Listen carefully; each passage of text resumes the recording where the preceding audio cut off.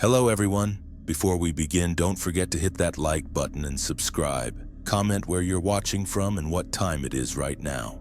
That's how YouTube keeps sending you more chilling stories like this. And now, let the night begin with Story 1. The third floor doesn't exist. The elevator doors opened and there they were. Dozens of people sitting at desks in perfect rows, typing in complete silence. Not one of them looked up when the fluorescent lights flickered above me. I pressed the button for the second floor so hard I thought I'd break it, and when the doors finally closed, I was shaking so badly I could barely stand. That was 3 months ago, and I still can't explain what I saw on the third floor of a 2-story building. I took the security job at Meridian Office Complex because the pay was decent and the work was simple. Walk the halls, check the doors, make sure nobody broke in overnight.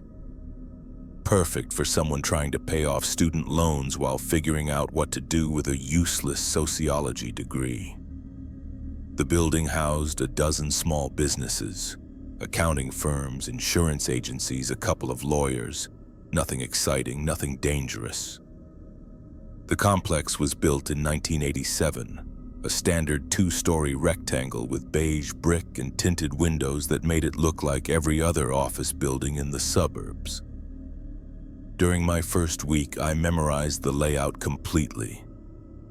Ground floor, lobby, mailroom, and 6 offices. Second floor, conference room, and 8 more offices. That was it. The building directory in the lobby listed every tenant, and none of them were above the second floor. My shift ran from 11 p.m. to 7 a.m., 5 nights a week. The building emptied out by 6 p.m., leaving me alone with the hum of fluorescent lights and the occasional creak of settling concrete. I'd make my rounds every 2 hours, checking locks and looking for anything out of place. Easy money for walking around an empty building. The elevator was old but functional, with brass buttons and a mechanical whir that echoed through the lobby. I used it constantly. My knees weren't great, and climbing stairs all night wasn't appealing. Ground floor, second floor, ground floor, second floor. Same routine every night. It was during my 3rd week that I first noticed something odd about the elevator panel. There were 3 buttons, G2 and 3. I'd seen it 100 times before, but that night it struck me as wrong.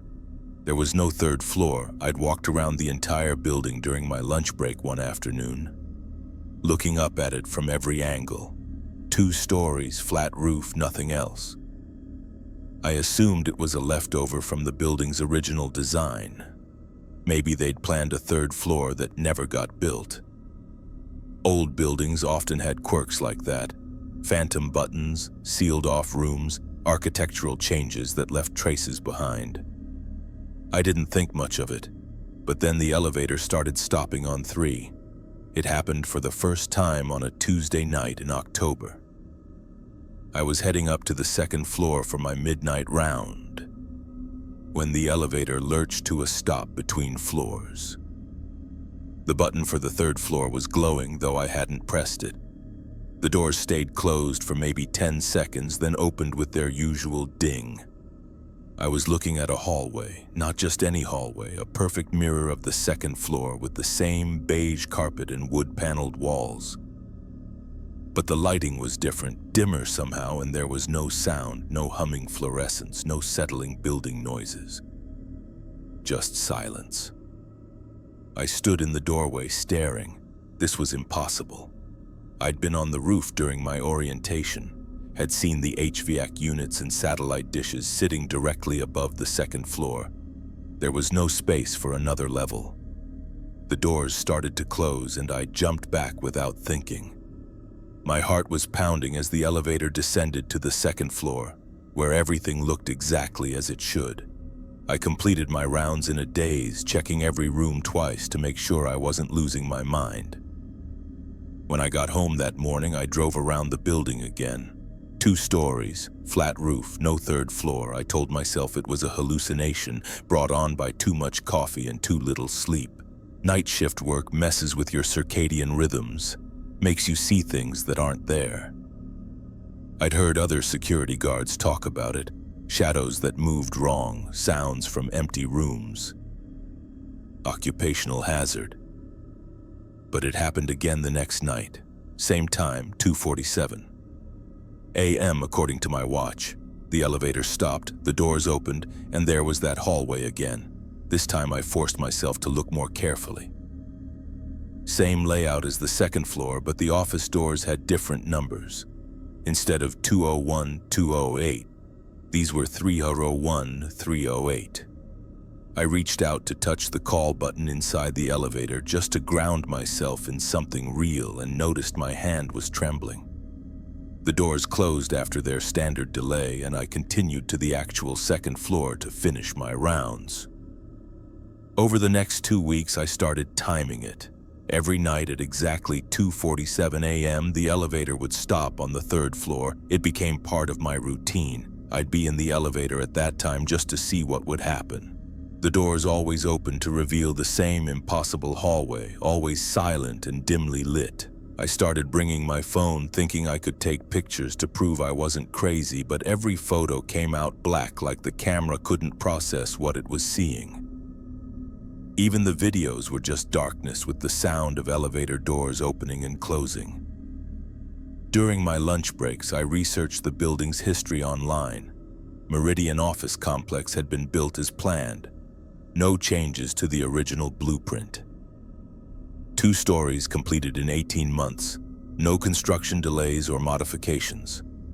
The elevator had been installed by Otis in 1987 and serviced regularly since then. Nothing in the records mentioned a third floor or any unusual features. I started asking questions carefully. The day security guard, Mike, had worked there for 6 years and had never heard of any problems with the elevator. The maintenance guy, Rodriguez, said the elevator was old but solid and had never needed major repairs. When I mentioned the third floor button, he laughed. "That's just how they built elevators back then," he said. "Cheaper to use standard panels than custom ones." That made sense, but it didn't explain why the elevator actually stopped there. I considered quitting, but I needed the job. Student loans don't pay themselves, and finding another position that worked with my class schedule wouldn't be easy. Besides, the elevator hadn't hurt me. It was just strange. As long as I stayed inside during the stop, nothing bad happened. Then one night in November, I got curious. I was tired of being afraid of something I couldn't understand. When the elevator stopped at 2:47 a.m. and the doors opened, I stepped out. The hallway was exactly as I'd seen it from the elevator. Beige carpet, wood-paneled walls, numbered doors, but being inside it felt different. The air was thicker somehow, like breathing through cotton. My footsteps made no sound, even though I was wearing the same boots that echoed loudly on every other floor. I walked to the nearest office door, 301, and tried the handle. Locked, just like the doors on the real second floor. But when I pressed my ear to the wood, I could hear something inside, the faint clicking of computer keyboards. Someone was working in there. I moved to the next door, 302, and heard the same thing. Keyboards clicking in a steady rhythm, like a typing pool from the 1950s. Every office had the same sound coming from behind its locked door. At the end of the hallway was a conference room with frosted glass windows, just like on the second floor. But this one had lights on inside, and I could see shadows moving. I walked closer and peered through the glass. There were people sitting around a long table, maybe a dozen of them in business suits. They weren't moving or talking, just sitting perfectly still with their hands folded. When I got closer to the glass, one of them turned to look at me. I've never seen eyes like that, completely black, like looking into deep water at night. The person smiled and their mouth was too wide, stretching almost to their ears. I ran back to the elevator, but the doors had closed. I pressed the call button frantically and nothing happened. The button didn't light up, didn't make a sound. I was trapped on a floor that didn't exist. That's when I heard the office doors opening behind me. I turned around and saw them emerging from every room. Men and women in outdated business attire, moving with jerky, unnatural gaits. Their faces were pale and their eyes were all black, and they were all smiling those horrible, too wide smiles. The elevator dinged behind me, and I threw myself through the doors before they'd fully opened. I pressed the button for the ground floor and didn't stop shaking until I was outside in the parking lot, feeling cold November air on my face. I called in sick for the rest of the week. When I finally returned to work, I brought a tape measure and a blueprint I'd printed from the city planning office. During my rounds, I measured every hallway, every room, every inch of the second floor. Then I went outside and measured the building's exterior. The math didn't work. According to my measurements, the interior of the second floor was 12 feet longer than the building's exterior walls. There was extra space that shouldn't exist, like the building was bigger on the inside than the outside. I quit the next morning, but before I left, I had to know one more thing. I waited in the lobby until 2:47 a.m. and watched the elevator from across the room. At exactly that time, the doors opened by themselves. For 30 seconds, they stayed open to reveal an empty elevator car. Then they closed, and the display above the doors showed the number 3. The elevator had gone to the 3rd floor without anyone inside it. I've been working day shifts ever since, but I still think about that place. Sometimes I drive by Meridian Office Complex during the day, and it looks perfectly normal.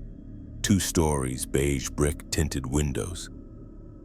But I know there's something else there, something that only appears at 2:47 a.m. I looked up the building's history one more time before writing this. 12 people died from carbon monoxide poisoning during an overnight meeting. The bodies were found sitting around a conference table, and according to the coroner, they'd been dead for hours but were still sitting upright, perfectly arranged. No follow-up articles, no explanation for how there could be a gas leak on a floor that didn't exist. I still wake up at 2:47 a.m. sometimes, and when I do, I can hear the distant sound of elevator doors opening. I live 15 miles away from that building, but the sound is always there, soft and metallic in the darkness. I know they're still working up there, typing in that silent room, waiting for the next person to step out of the elevator and join their eternal meeting. Story 2. My coworker clocked out 6 months ago. I found David's termination notice on a Tuesday morning, coffee-stained and stuck to the bottom of the clipboard where we signed in for our shifts. The paper was dated 6 months ago. According to the form, David Martinez had been let go for excessive absences and failure to report to his supervisor. But that was impossible. David and I had worked together every night for the past 4 months, ever since I started at Clearwater Distribution. I was staring at his signature on the termination form when he walked up behind me with 2 cups of coffee from the break room vending machine. "You look like you've seen a ghost," he said, handing me the cup. His smile was the same as always, crooked and genuine, and his voice had that slight accent I'd never been able to place. I folded the paper quickly and shoved it in my pocket. "Yeah, just tired." But I wasn't okay, as David headed off to start pulling orders in Section C. I stood there trying to make sense of what I'd seen. The termination form had his employee ID number, his full name, even his social security number. It looked official, complete with HR signatures and a stamp from the personnel office. Either the form was wrong, or David wasn't supposed to be here.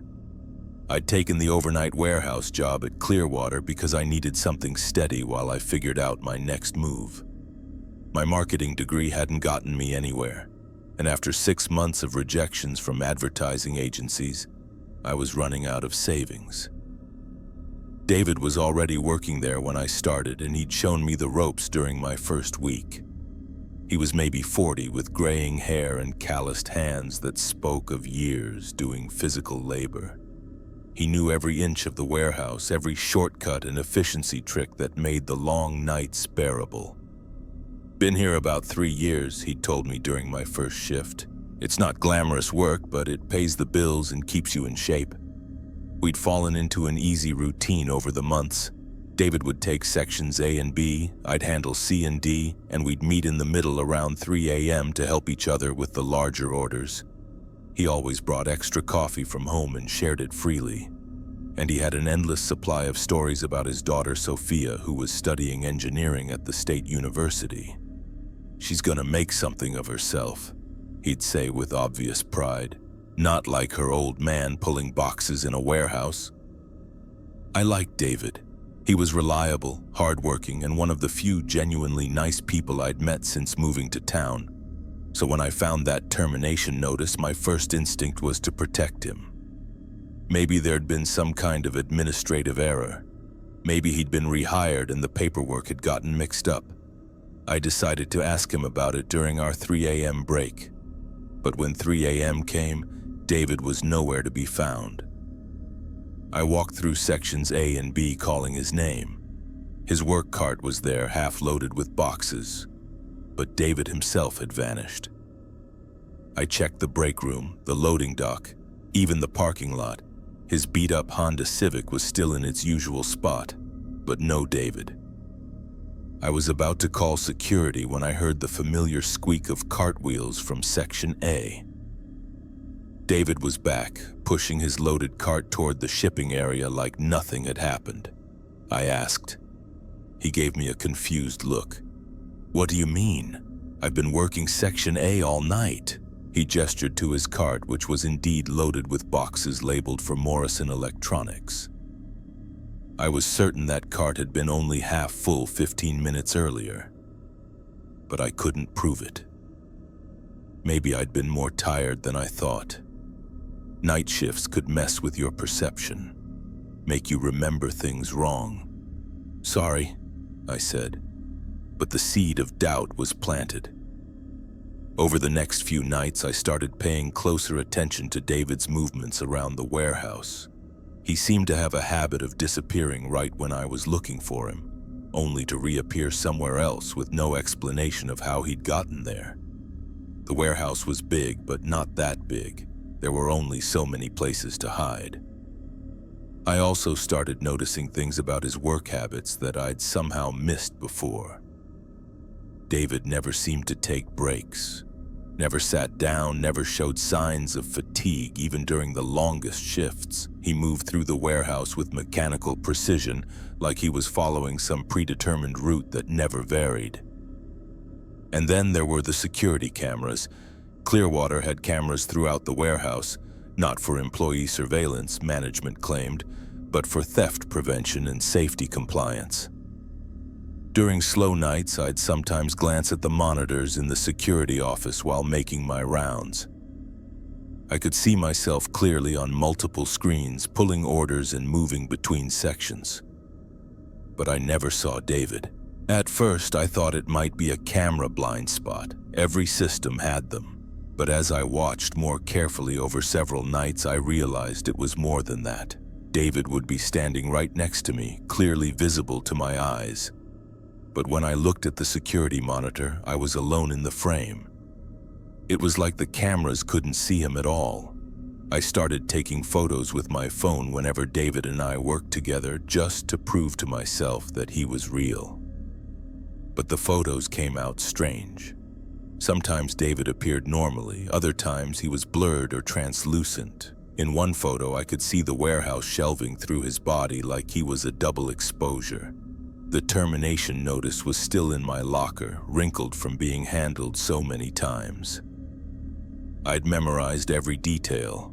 David Martinez, employee ID number 4477, terminated for job abandonment on March 15th. The date was exactly 6 months before I'd found the paper. I decided to do some research. During my lunch break, I went to the personnel office and asked to speak with Janet, the HR coordinator who'd hired me. I told her I was trying to help David with some paperwork issue and needed to verify his employment dates. She frowned and pulled up something on her computer. "Are you sure?" Her frown deepened. That ID number belonged to David Martinez, but he was terminated back in March for excessive absences. Never came back after his last shift, I asked. Janet turned her computer screen toward me. David's employee photo stared back. Same face, same crooked smile, same graying hair. But according to the employment record, his last day of work was March 15th. That was 2 weeks before I'd started at Clearwater. Janet asked. I mumbled something about a misunderstanding and left her office with my hands shaking. If David had been terminated in March, then who was I working with every night? Who had trained me, shared coffee with me, told me stories about his daughter, Sophia?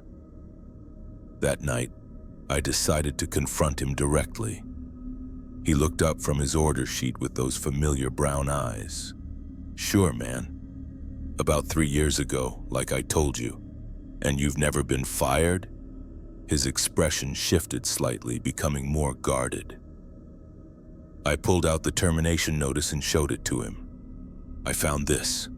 David stared at the paper for a long moment, and something changed in his face. The warmth went out of his eyes, and when he looked back at me, his smile was different, wider, more fixed, like it was painted on. That's not real, he said in a voice that sounded exactly like his own, but somehow felt wrong. Someone's playing a prank on you. But I could see my own handwriting on the paper where I'd scribbled notes in the margins. This wasn't a prank. It was the same termination notice I'd been carrying around for weeks. David, I looked up your employment record. He stepped closer to me, and I noticed for the first time that I couldn't hear his footsteps on the concrete floor. His work boots, which should have been heavy and loud, made no sound at all. You're being paranoid, he said, still smiling that terrible painted smile. I'm right here, aren't I? We work together every night. I know all about you. How you graduated with a marketing degree, how you moved here from Portland, how you're trying to save money to start your own business someday. He was right about all of it. Details I'd shared during our conversations over the past months. But hearing him recite them back with that emotionless precision made my skin crawl. I think I should go home, I said. You can't leave, David said, and his voice was still friendly, still familiar. But there was something underneath it now, something cold. We have work to finish, orders to pull. I started backing toward the exit, and David followed, still smiling, his footsteps still silent on the concrete. The fluorescent lights above us flickered, casting strange shadows that seemed to move independently of our bodies. You're a good worker, David said conversationally. Reliable, punctual, the kind of employee every warehouse needs. I'm just taking a sick day, I said, my voice cracking. No, David said, and now his voice was coming from multiple directions, like there were several of him speaking in unison. You can't leave, none of us can leave. I ran. I sprinted through the warehouse, past the shipping dock, through the employee entrance, and didn't stop until I reached my car.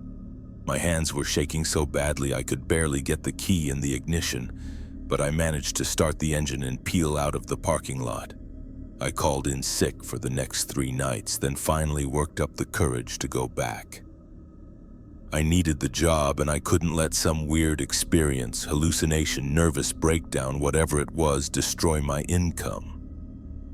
When I arrived for my shift, there was a new guy in the break room, a young kid named Marcus who looked like he'd just graduated high school. You must be the guy I'm replacing, he said cheerfully. Night shift, right?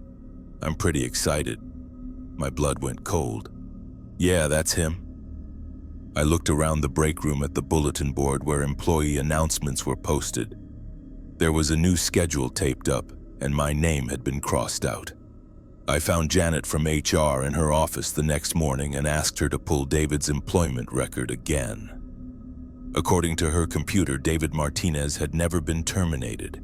His employment was listed as continuous since 2019. with no disciplinary actions or gaps in service. When I showed her the termination notice I'd been carrying, she looked at it with genuine confusion. "This isn't our letterhead," she said, "and I didn't sign this." But I knew my own handwriting in the margins. I knew the coffee stain I'd made when I first found it. The paper was real, even if the record said otherwise. I quit that day and found work at a different warehouse across town. But sometimes when I'm working late shifts, I hear familiar voices in the next aisle over. Voices talking about engineering school, about night differentials, about the morning crew counting on them to finish their orders.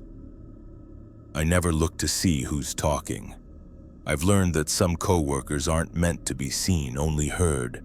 Voices from a shift that ended months ago but never really stopped. Last week I saw a job posting online for Clearwater Distribution. Night shift warehouse position, they said. Competitive pay, experienced supervisor available for training. The contact person listed was David Martinez. I wonder who he's working with now, and if they've found his termination notice yet.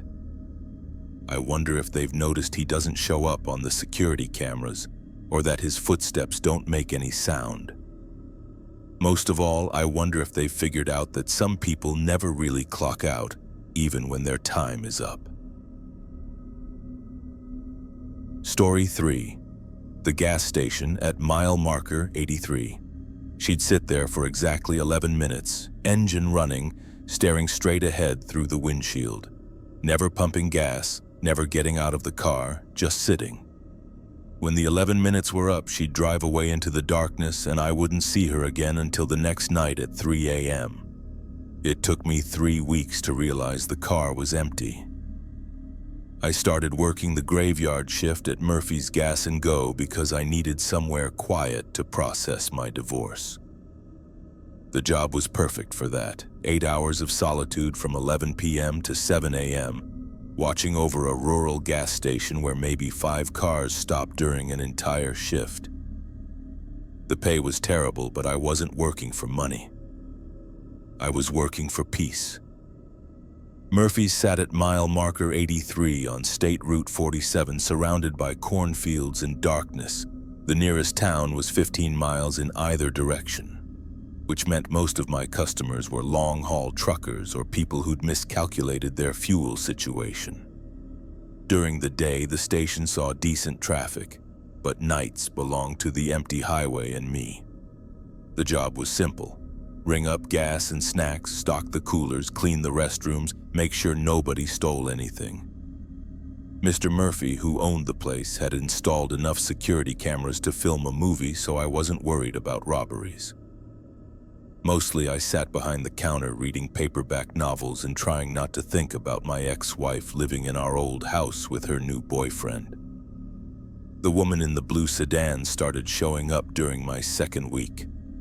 She'd pull up to pump 7 every night at exactly 3 a.m., and I'd watch her through the window that looked out over the gas islands. Blue 4-door sedan, maybe 10 years old, with a dent in the rear bumper and rust around the wheel wells. Nothing special about the car, but something about the driver bothered me from the first night I saw her. She never got out. Most people pull up, swipe their card, pump their gas, maybe come inside for a drink or snacks. This woman would pull up to the pump and just sit there, hands on the steering wheel, staring forward. I could see her silhouette through the driver's side window. Shoulder-length hair, average build, perfectly motionless. At first I figured she was on her phone or taking a break from driving. People did that sometimes, especially on long trips. But after watching her for several nights, I realized she never moved. Not to check her phone, not to adjust the mirrors, not even to shift position in her seat. She sat like a statue for 11 minutes, then drove away. I started timing it with the clock on the register. She'd arrive at 3 o'clock a.m. on the dot and leave at 3:11. Never 3:10, never 3:12. Always exactly 11 minutes. The third week, I decided to go outside and see if she needed help. It was a Thursday night, dead quiet except for the hum of the refrigeration units and the distant sound of highway traffic. When the blue sedan pulled up to Pump 7, I grabbed my jacket and walked out into the cool October air. "Evening?" I called out as I approached the car. "Everything okay?" She didn't respond. I got closer and tapped gently on the driver's side window. "Ma'am?" That's when I saw that the car was empty. I'm not talking about someone ducked down or hidden in the back seat. The car was completely empty, no driver, no passengers, nobody. The engine was running, the headlights were on, and I could hear soft music playing from the radio, but there was no one inside. I stepped back, blinking hard, sure I was seeing things wrong. But when I looked again, the car was still empty. The driver's seat showed the impression of someone sitting there. The cushion was compressed, the headrest was adjusted for someone of average height, but there was no body creating that impression. I walked around to the passenger side and peered through that window. Empty. I checked the back seat through the rear windows. Also empty. The car was running, the doors were locked, and there was absolutely no one inside it. My hands were shaking as I pulled out my phone to call. Who? The police? Mr. Murphy? What was I supposed to say? That a ghost car was visiting my gas station? By the time I looked up from my phone, the car was gone, just vanished, like it had never been there. I checked my watch, 3:11 a.m. exactly. I went back inside and sat behind the counter for the rest of my shift, staring out at Pump 7 and trying to convince myself I'd imagined the whole thing. Maybe I was more stressed about the divorce than I'd admitted. Maybe working nights was affecting my mental health. People hallucinate when they're sleep-deprived, don't they? But the next night she came back. Same time, same pump, same 11-minute stay. This time I watched more carefully from inside the store. And I could swear I saw someone in the driver's seat. A woman with shoulder-length dark hair, wearing what looked like a light-colored shirt. She sat perfectly still, hands at 10 and 2 on the steering wheel, face pointing straight ahead. I decided not to go outside. On Saturday night, I was restocking the chip rack when I heard a car pull up. I glanced at the clock, 2:58 a.m. Close, but not quite time for my regular visitor. When I looked out the window, I saw the blue sedan at Pump 7. But something was different. The driver's door was open, I could see the interior light was on, and the door was standing wide open like someone had just gotten out. But I didn't see anyone walking around the car or heading toward the store. I waited, watching, but nobody appeared. After 5 minutes, curiosity got the better of me. I walked outside, moving slowly and staying alert in case this was some kind of setup for a robbery.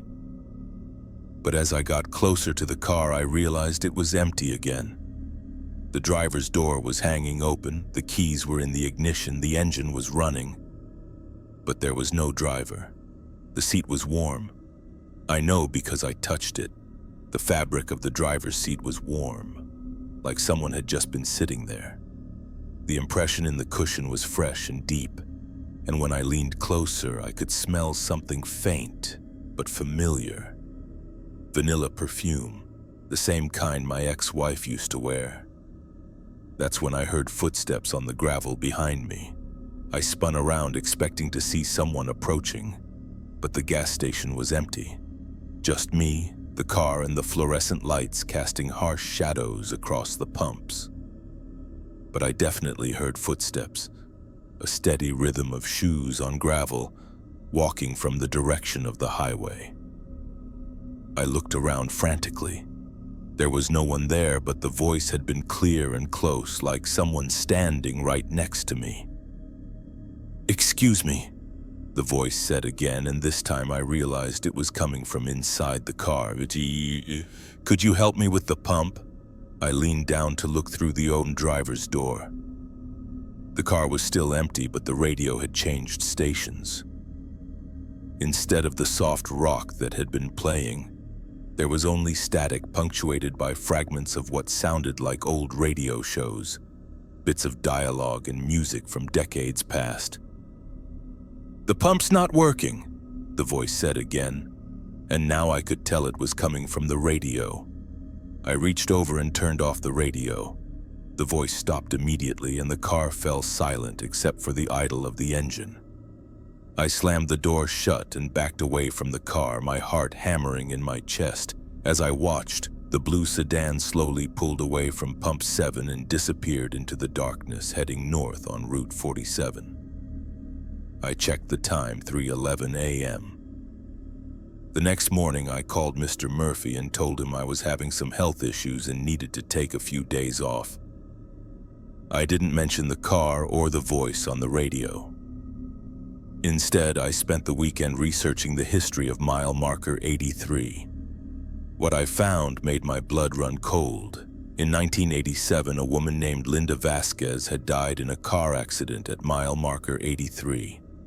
According to the newspaper report, she'd been driving home from her job at a diner in Millfield when her car veered off the road and struck a utility pole. The accident happened at 3:11 a.m. on a Tuesday night in October. Linda had been driving a blue sedan. The article mentioned that she'd stopped for gas at Murphy's just before the accident. The night clerk, a guy named Earl who'd worked there for 20 years, told police that Linda seemed distracted and upset about something. She tried to pay for her gas with a credit card that kept getting declined, and she'd become increasingly frustrated when the pump wouldn't work properly. "She kept saying the pump was broken," Earl told reporters. "But I tested it after she left and it worked fine for me." Linda had finally paid with cash and left the station at 3:11 a.m. 15 minutes later, a trucker found her car wrapped around a telephone pole 2 miles north on Route 47. The weird part was the investigation report, which I found in the county records office. Linda's car had veered off the road for no apparent reason, no skid marks, no signs of another vehicle, no evidence of mechanical failure. The police couldn't explain why a woman who'd been driving the same route home from work for 3 years would suddenly lose control on a straight stretch of highway. But the detail that made my hands shake was in the coroner's report. Linda Vasquez had been dead for approximately 4 hours when her body was found. That would put her time of death around 11 p.m., 4 hours before she'd stopped at Murphy's for gas. I never went back to work at the gas station. I told Mr. Murphy I was moving out of state for family reasons, and he mailed my final paycheck without asking questions. But I still drive Route 47 sometimes, usually during the day when the road feels safe and normal. Last month, I was heading through around 2:30 a.m. after visiting my brother in Millfield, and I made the mistake of stopping at Murphy's for coffee. The new night clerk was a young woman, maybe college-aged, who looked tired and bored behind the counter. As I paid for my coffee, I noticed she kept glancing nervously toward the gas pumps outside. I asked. She hesitated, then leaned closer and lowered her voice. "This is going to sound crazy, but there's this woman who comes here every night around 3 a.m. Blue car, pump 7. She just sits there for like 10 minutes, never gets out, never buys anything." I looked out at pump 7, remembering the warm seat and the voice on the radio. "Maybe she's just taking a break," I said. The clerk didn't sound convinced. "But I went out to check on her last week, and I swear there was nobody in the car. Engine running, lights on, but no driver." I paid for my coffee and left without saying anything else. But as I drove away, I checked my rearview mirror and saw a blue sedan pulling up to pump 7. It was 3:00 a.m. exactly. I still think about Linda Vasquez sometimes, still trying to pay for gas with a credit card that will never work. Still confused about why the pump won't cooperate. I wonder if she knows she's dead, or if she's trapped in those final minutes before the accident, repeating them every night in some kind of endless loop. Mostly, I wonder how many other people stop at Murphy's Gas and Go and notice the woman in the blue sedan who sits at pump 7 for exactly 11 minutes every night. I wonder if they're brave enough to go outside and see what I saw, or if they're smart enough to stay inside and let her be. I hope they stay inside. Some mysteries aren't meant to be solved, and some customers aren't meant to be helped. Story 4. They changed the schedule without telling me. I looked down at the name tag clipped to her scrubs, trying to read it clearly, but the letters kept shifting like they were underwater. When I blinked and looked again, the tag was blank except for a photo that showed someone else's face entirely. That's when I knew for certain that half the people on our floor weren't real. I'd been a night nurse at Mercy General for 3 years, and I knew every face in our department. 12-hour shifts from 7 p.m. to 7 a.m. meant working closely with the same core team. Sarah Chen in pediatrics, Miguel Rodriguez in emergency, Janet Kowalski, who ran the overnight pharmacy.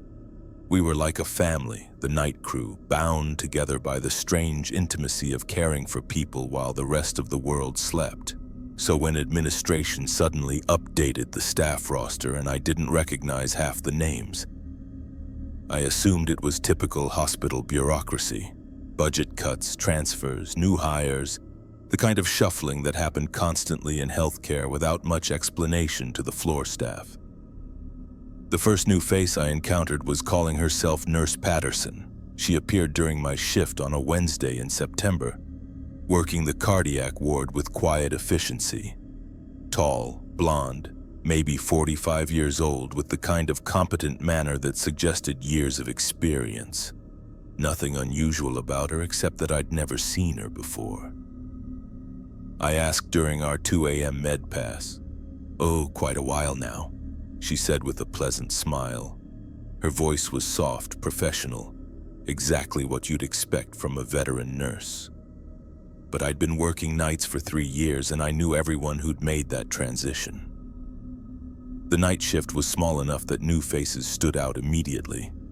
"Cardiac," she said, still smiling. I knew Dr. Morrison well. He'd been my attending when I first started, and I'd never seen this woman before. But hospitals were big places, and it was possible our paths had simply never crossed. Over the next few weeks, more unfamiliar faces appeared on the schedule. Nurse Hendricks in neurology, a heavy-set man with graying hair who claimed to have worked there for 8 years.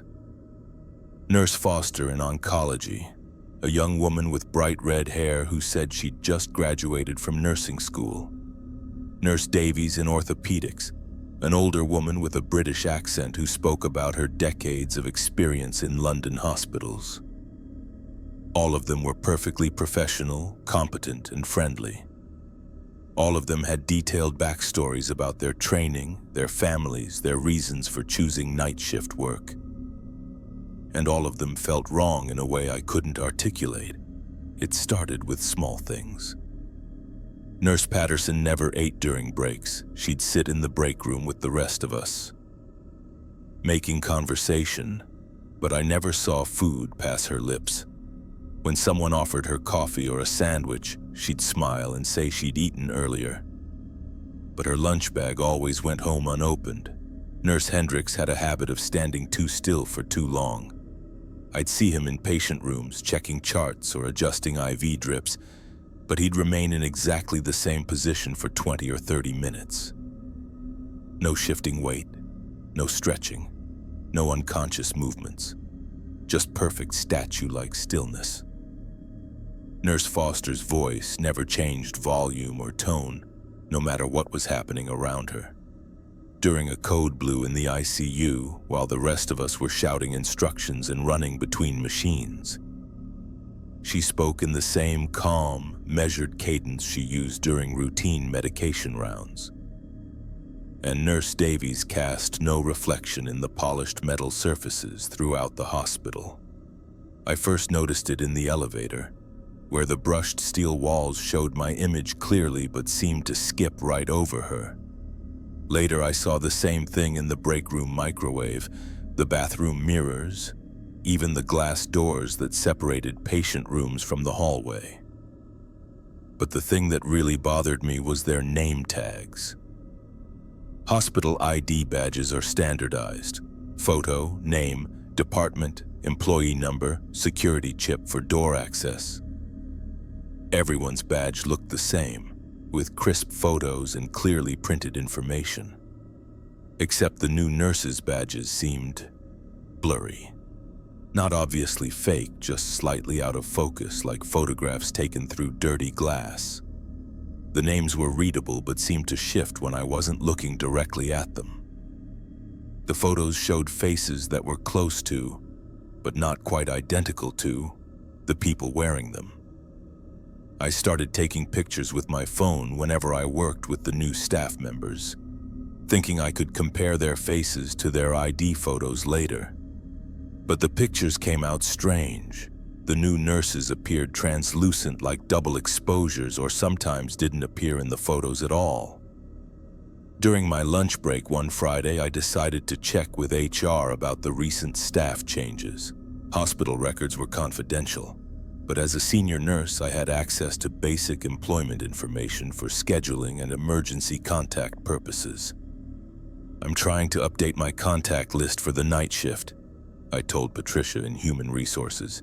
I gave her the names: Patterson, Hendricks, Foster, Davies, plus several others I'd encountered over the past month. Patricia pulled up the employee database and frowned at her screen. "I'm not showing any of those names in our current system." "What about recent transfers?" She spent 20 minutes searching through various databases. Current employees, recent hires, transfers, contractors, even former employees who might have been rehired. Nothing. "I'm not finding any record of these people ever working for Mercy General," she said. "But I'd seen them accessing patient records, administering medications, making medical decisions that only licensed nurses were authorized to make. They had ID badges, computer logins, access to restricted areas. If they weren't official employees, they were somehow operating with full hospital privileges." That night, I paid closer attention to how the new nurses interacted with hospital systems.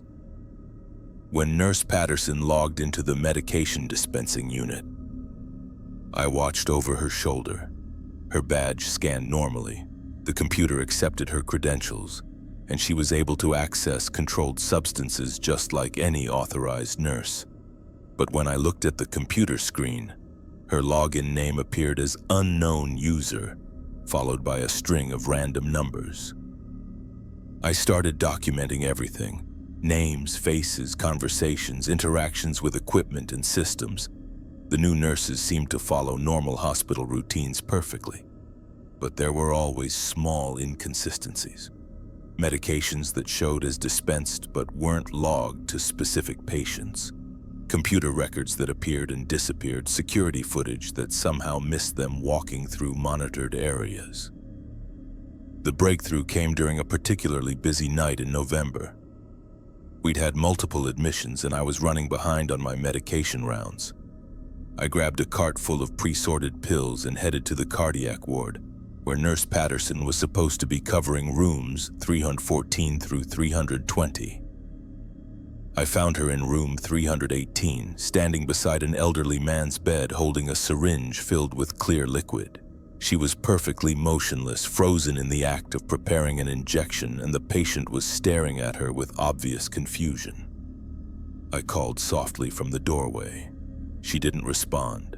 I stepped closer and realized she wasn't breathing. Her chest wasn't moving. Her eyes weren't blinking, and when I reached out to touch her shoulder, my hand passed right through her.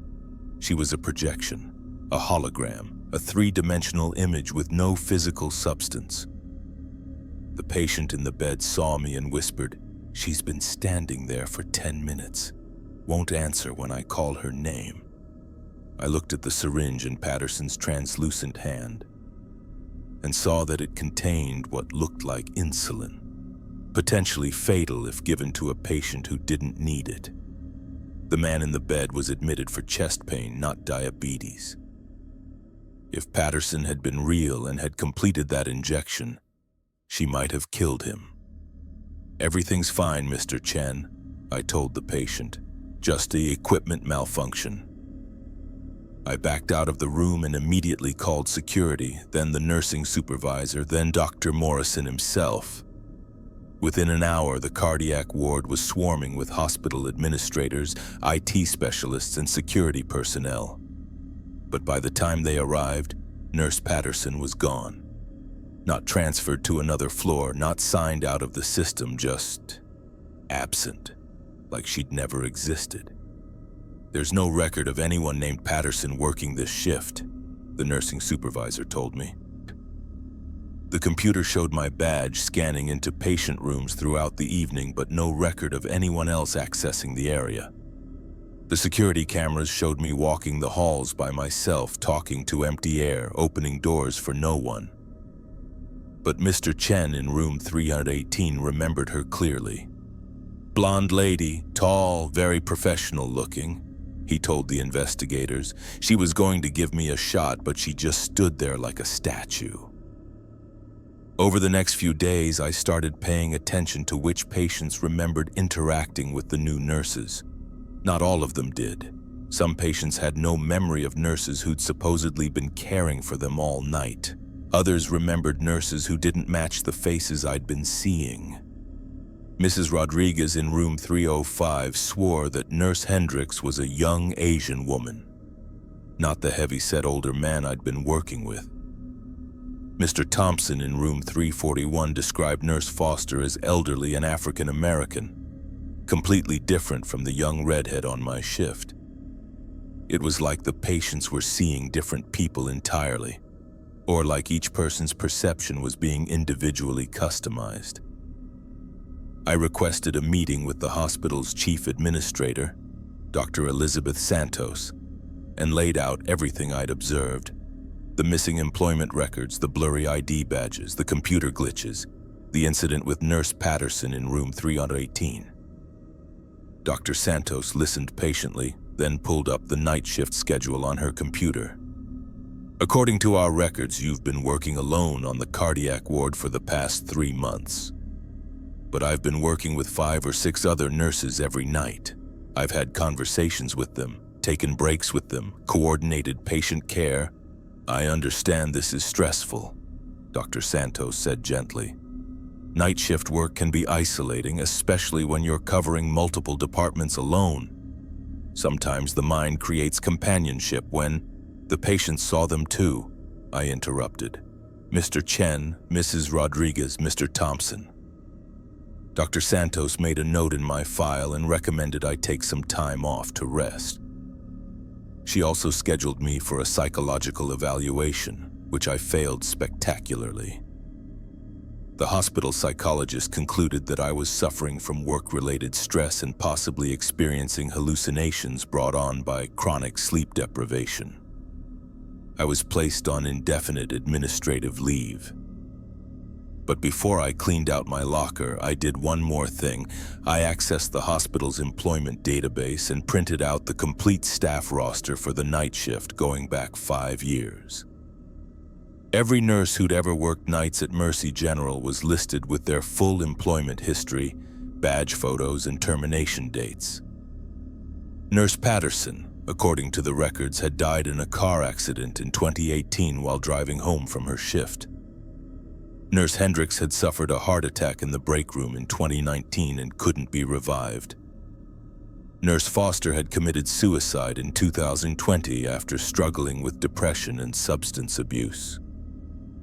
Nurse Davies had died of COVID-19 in 2021, one of dozens of healthcare workers the hospital had lost during the pandemic.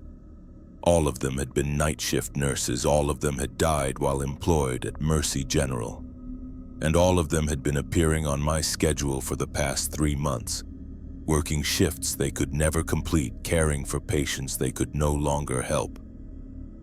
I don't work in healthcare anymore.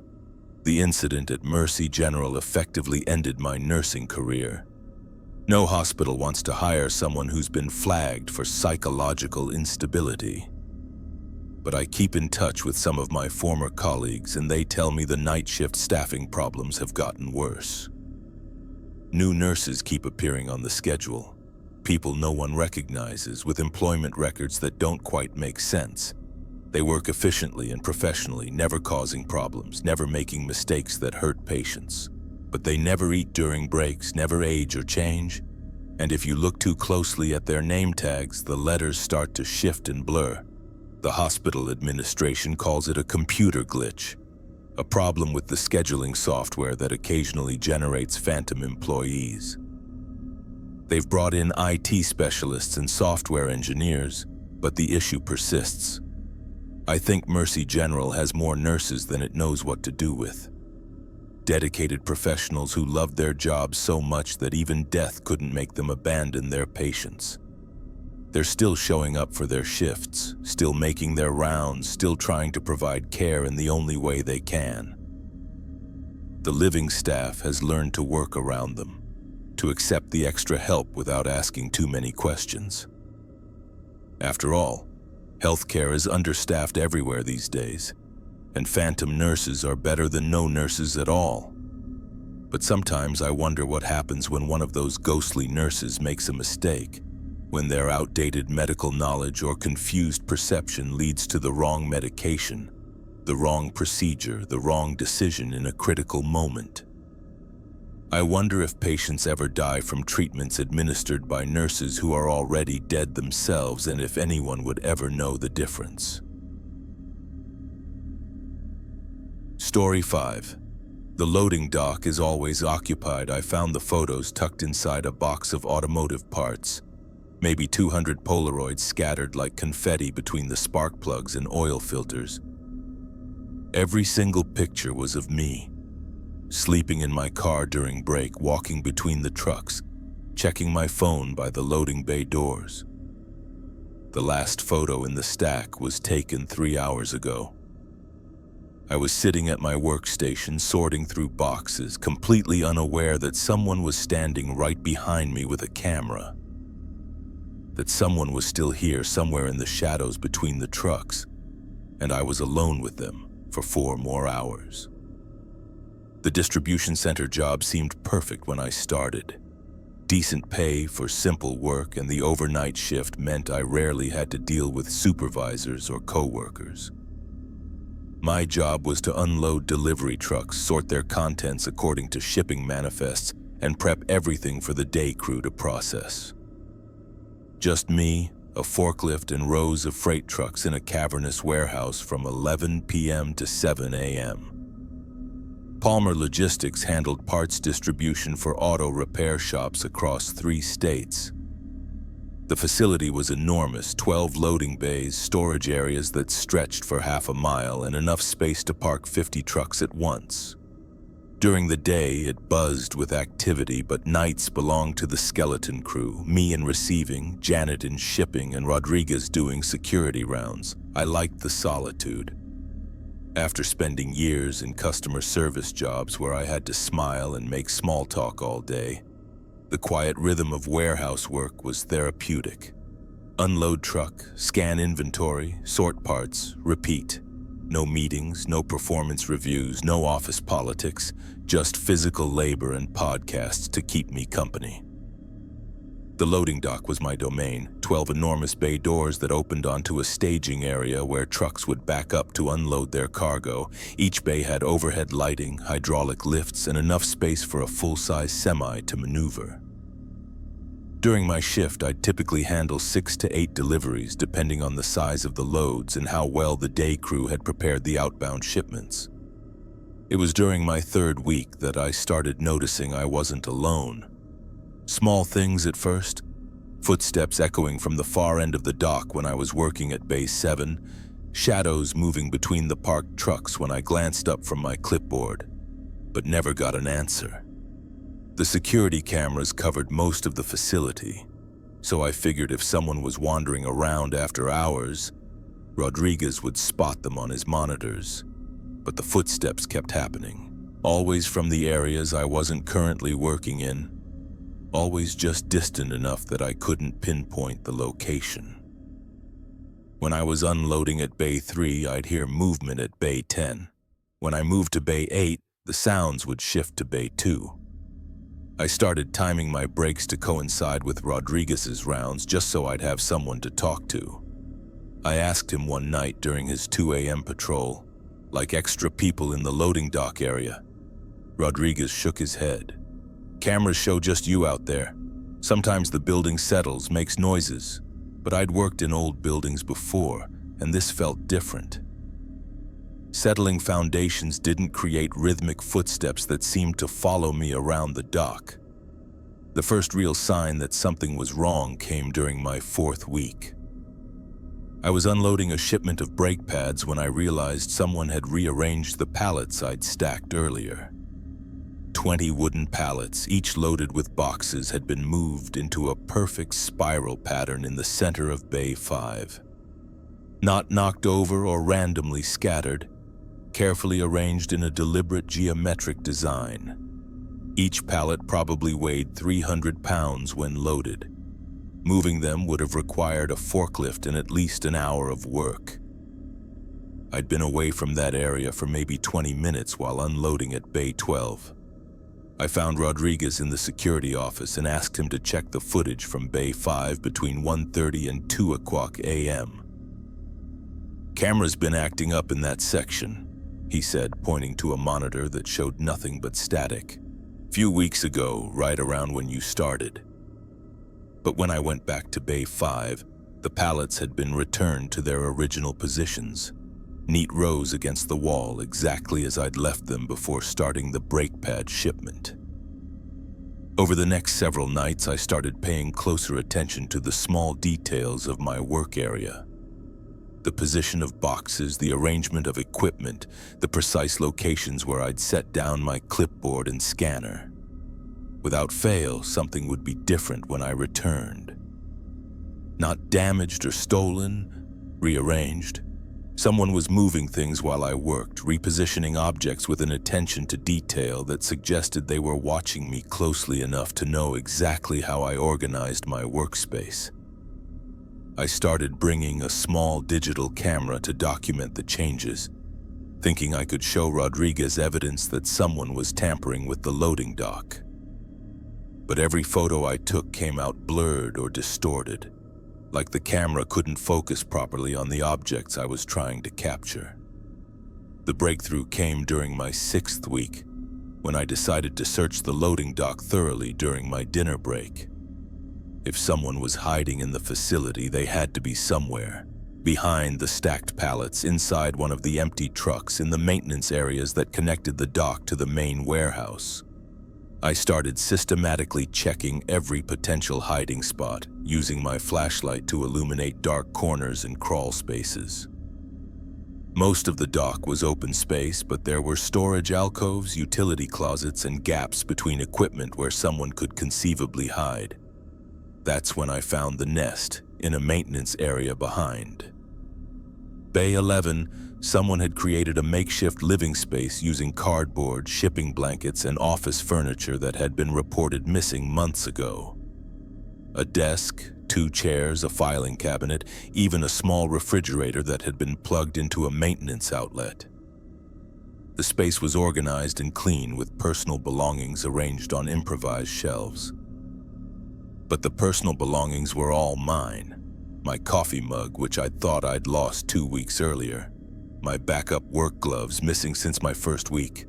A paperback novel I'd been reading during breaks, which had disappeared from my locker 3 nights ago. Even my old name tag from my previous job, which I was certain I'd thrown away months before starting at Palmer Logistics. But it was the walls that made my blood freeze. Every vertical surface in the makeshift room was covered with photographs. Hundreds of Polaroids showing me at work, taken from dozens of different angles over the past 6 weeks. Me unloading trucks, me operating the forklift, me eating lunch in my car, me using the bathroom, me checking my phone, me sleeping during breaks with my mouth hanging open. The photos were arranged chronologically, creating a timeline of my entire employment at Palmer Logistics. Someone had been documenting my every move since my first night on the job. The most recent photos were still wet, like they'd been developed within the last few hours. I could smell the chemical tang of Polaroid developer in the air. The last photo in the sequence showed me from that very night, standing at Bay 3 with my back turned, completely unaware that I was being watched and photographed. That's when I heard the footsteps behind me. I spun around to find a man standing in the doorway of the maintenance room, maybe 50 years old with graying hair and pale skin that looked like he hadn't seen sunlight in years. He was wearing a Palmer Logistics uniform that was faded and stained, and around his neck hung an old-style Polaroid camera. "You weren't supposed to find this place," he said in a voice that was conversational and calm, like we were discussing the weather. "Who are you?" He smiled, and I noticed his teeth were stained yellow and several were missing. "I used to work your shift before the company restructured and eliminated my position. 2018. But I never left. This place has everything I need. Food from the vending machines, water from the fountains, electricity for my equipment." I looked around the makeshift living space, noticing details I'd missed before. A work schedule taped to the wall, showing shifts that matched mine exactly. Shipping manifests and inventory sheets organized in neat piles. Even a time clock card with his name, Gerald Hutchins, and punch times that corresponded to my work hours. "Rodriguez knows," Gerald said matter-of-factly. "He brings me supplies sometimes, covers for me when the day managers do walkthroughs. We have an understanding." Gerald's smile widened, showing more missing teeth. "Quality control. I document the new employees' performance, make sure they're following proper procedures. You're very good at your job, by the way." He found my room too, got upset, threatened to call corporate. The casual way he said "dealt with" made my stomach drop. I started backing toward the door, but Gerald stepped sideways to block my exit. "I don't want to cause problems," he continued. "I just want to do my job. But employees who threaten to expose our arrangement..." "Look, Gerald, I won't tell anyone about this. You can keep living here. Keep doing whatever you want. I'll even help if you need..." The last guy said the same thing, but people always change their minds once they've had time to think about it. They get scared, start imagining worst-case scenarios. Gerald reached into his pocket and pulled out what looked like a box cutter, the kind we used for opening shipping containers. The blade caught the fluorescent light as he extended it with a soft click. "Nothing personal," he said. I grabbed the nearest object, a heavy stapler from the improvised desk, and threw it at his head as hard as I could. It caught him in the forehead with a wet thunk, and he stumbled backward, giving me enough space to bolt through the doorway. I ran through the loading dock faster than I'd ever moved in my life, weaving between parked trucks and stacked pallets while Gerald's footsteps echoed behind me. The main warehouse exit was 200 yards away, but I could hear him gaining ground, his work boots slapping against the concrete with steady determination. I reached the exit door and slammed my fist against the emergency release bar, expecting it to open onto the parking lot and freedom. Instead, I got a harsh, buzzing sound and a red light on the electronic lock.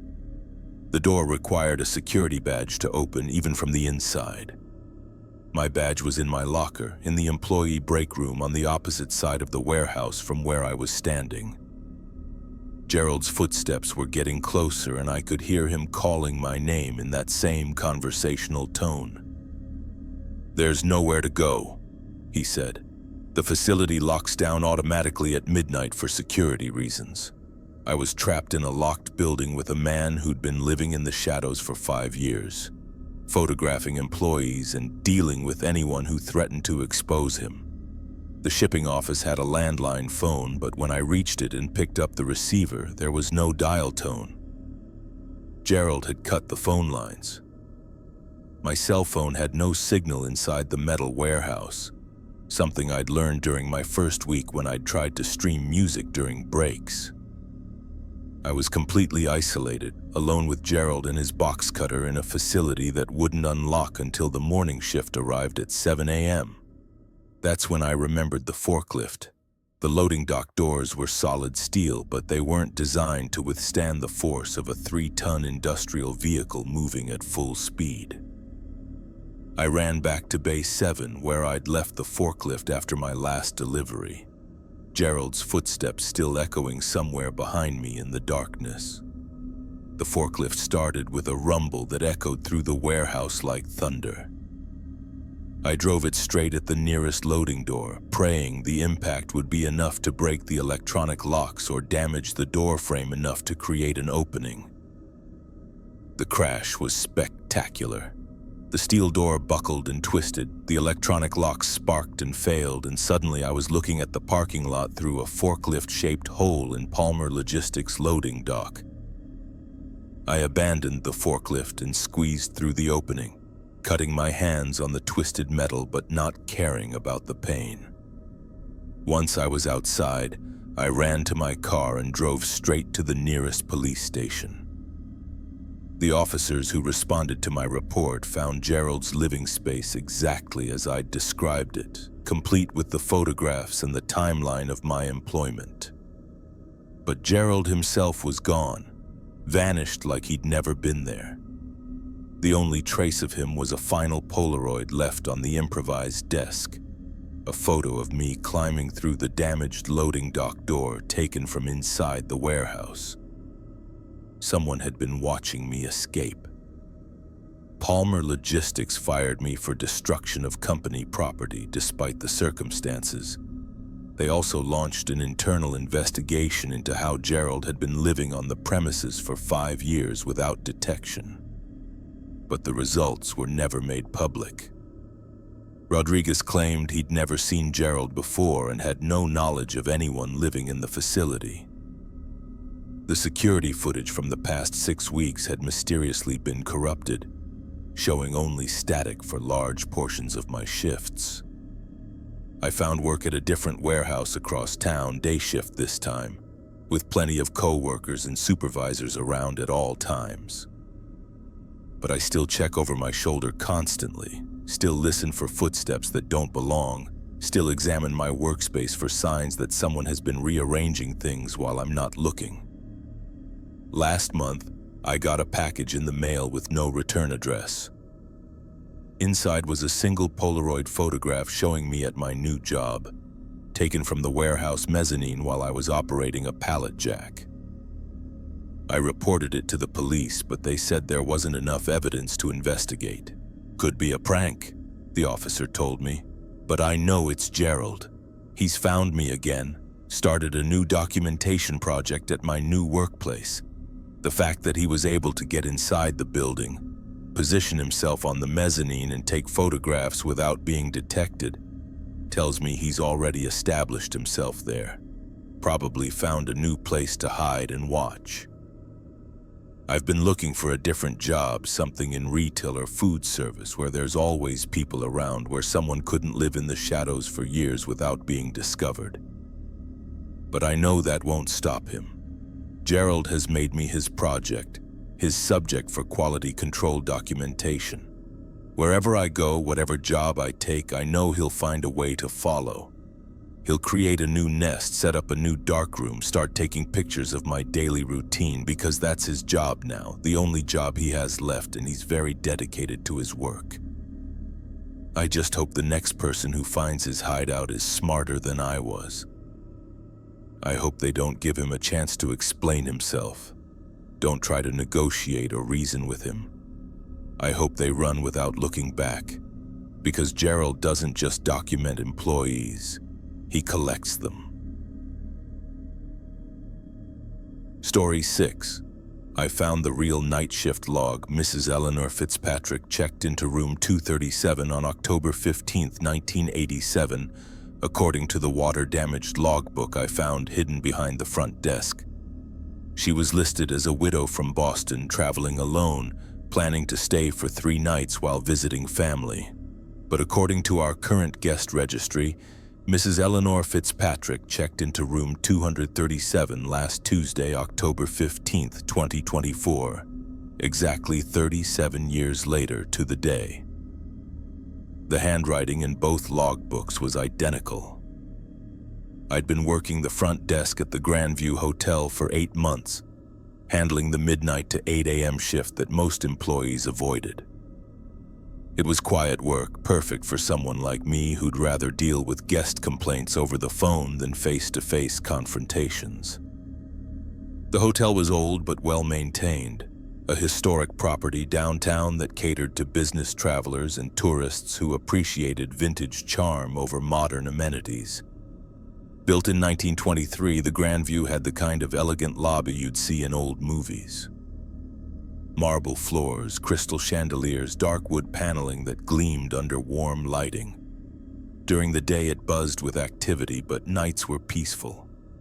Most guests were asleep by midnight, leaving me alone with the occasional late arrival or room service request. The hotel had 127 rooms across 8 floors, and I'd memorized the layout completely during my training. Regular guests, frequent visitors, business travelers who stayed with us monthly. I knew all their preferences, their usual room requests, their habits and schedules. Night shift gave you an intimate knowledge of people's routines. Mrs. Fitzpatrick first caught my attention because she broke the pattern. She checked in on a Tuesday night in early October, a small woman in her 70s with silver hair and an elegant wool coat that looked expensive but decades out of style. She spoke with a slight Boston accent and paid for her room with cash, unusual in an era of credit cards and digital transactions. "Room 237, please," she said, sliding 3 $20 bills across the marble counter.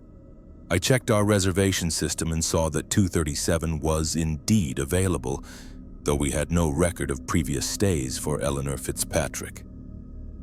But the hotel's computer system had been updated several times over the years, and older guest records weren't always transferred properly. "How many nights will you be staying, Mrs.?" "3 nights, just like always." She signed the guest register with careful, old-fashioned handwriting, the kind they taught in schools before typewriters became common. Her signature was elegant and precise. Eleanor M. Fitzpatrick, Boston, Massachusetts. What struck me as odd was her familiarity with the hotel layout. She knew exactly which elevator to take, didn't ask for directions to her room, and seemed completely comfortable navigating the building. Most first-time guests needed at least basic orientation, but Mrs. Fitzpatrick moved through the lobby like she'd been staying here for years. Over the next 3 nights, I barely saw her. She'd leave early in the morning. I'd see her cross the lobby around 7 a.m. wearing the same wool coat, and return late in the evening, usually just before my shift ended. She never requested room service, never asked for extra towels or amenities, never caused any problems that would require front desk assistance. On her checkout morning, she approached the counter with the same precise manner she'd shown when arriving. "Room 237, she said simply. I pulled up her folio and saw that she'd paid for all 3 nights in advance. "Actually, Mrs. Fitzpatrick, you're all settled." She smiled and handed me another $20 bill. "For your excellent service. I always visit in October, same dates, same room." She signed out with the same careful handwriting, collected her small suitcase, and left through the main entrance. I watched her walk down 5th Street until she disappeared around the corner. And that was the last I thought about Eleanor Fitzpatrick. Until she checked in again the following Tuesday. Same time, same elegant wool coat, same request for room 237. When I saw her approaching the front desk, I felt a strange sense of déjà vu, like we were repeating a conversation from the week before. "Good evening, Mrs. Fitzpatrick." She looked at me with mild confusion. "You stayed with us last week. I think you must be mistaken, young man." I checked our computer system and found no record of her previous stay. According to the guest database, Eleanor M. Fitzpatrick had never stayed at our hotel before tonight. But I remembered her clearly, the cash payment, the Boston accent, the precise handwriting in our guest register. I pulled out the physical guest book where visitors signed in during check-in. thinking I could show her the signature from the previous week. But when I flipped back through the pages, there was no record of Eleanor Fitzpatrick signing in 7 days earlier. "Room 237, please," she said, sliding 3 $20 bills across the counter.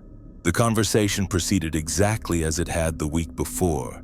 Same words, same gestures, same careful signature in the guest register. When I looked at her handwriting, it was identical to what I remembered, but there was no previous signature to compare it to. Over the next 3 nights, Mrs. Fitzpatrick followed the same routine.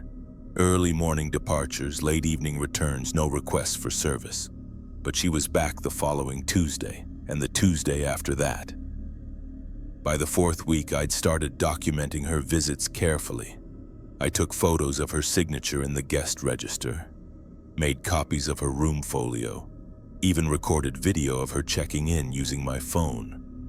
But every time she returned the following week, those records had vanished. The photos were corrupted files, the copies had disappeared from my locker, and the videos showed me talking to empty air. It was like her previous visits were being erased from reality each time she left. During my lunch break one night, I decided to search the hotel's archives for any historical records of Eleanor Fitzpatrick. The Grandview had been operating for over a century, and management kept detailed records in storage rooms beneath the main building. The basement archives were dusty and disorganized, filled with boxes of old registration cards, financial records, and correspondence dating back to the hotel's opening in 1923. That's where I found the second guest book. It was identical to the one we used at the front desk, but water-damaged and yellowed with age. The cover was warped and stained, and many of the pages were stuck together with moisture. But when I carefully separated the pages and found October 1987, there it was, Eleanor M. Fitzpatrick, Boston, Massachusetts.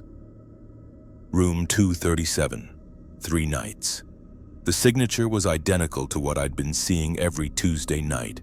Same handwriting, same careful loops and flourishes, same precise formation of each letter. I kept searching through the damaged book and found more entries for Eleanor Fitzpatrick, scattered throughout the 1980s. October 15th, 1982. October 15th, 1984. October 15th, 1985. Always the same dates. Always room 237. Always the same elegant signature.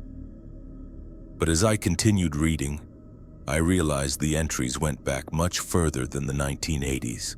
The damaged book contained records from multiple decades, and Eleanor Fitzpatrick appeared consistently every few years, always in October, always requesting room 237. The earliest entry I could find was dated October 15th, 1961. The handwriting was identical to her contemporary signature, but the guest would have been a young woman then, maybe in her 20s or 30s. The signature I'd been seeing belonged to someone in her 70s.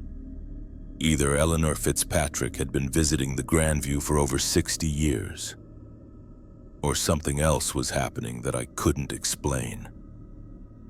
I photographed every page that mentioned her name, then brought the damaged logbook back to the front desk to compare it with our current guest records. But when I opened the historical book under the lobby lights, the pages were blank. Every entry I'd seen in the basement had vanished, leaving only water stains and empty lines. The photos on my phone showed nothing but damaged paper. That night, when Mrs. Fitzpatrick arrived for her weekly check-in, I decided to ask her directly about her long history with the hotel. "Mrs. Fitzpatrick, you mentioned this was a tradition." She smiled with the same pleasant expression she showed every week. "Oh, many years now. 1961, she said without hesitation. "I was 23 years old visiting for my honeymoon. My husband Harold chose the Grandview because of its reputation for elegance." Her expression grew sad. Harold passed away in 1987. But I continued the tradition, visiting every October to remember our time together. The math didn't work. If she'd been 23 in 1961, Eleanor Fitzpatrick would be 86 years old now. The woman standing in front of me looked 70 at most. "Mrs." She looked at me strangely. "1987, of course." I showed her a newspaper from the front desk, clearly dated 2024. She stared at it for a long moment, then looked back at me with confusion.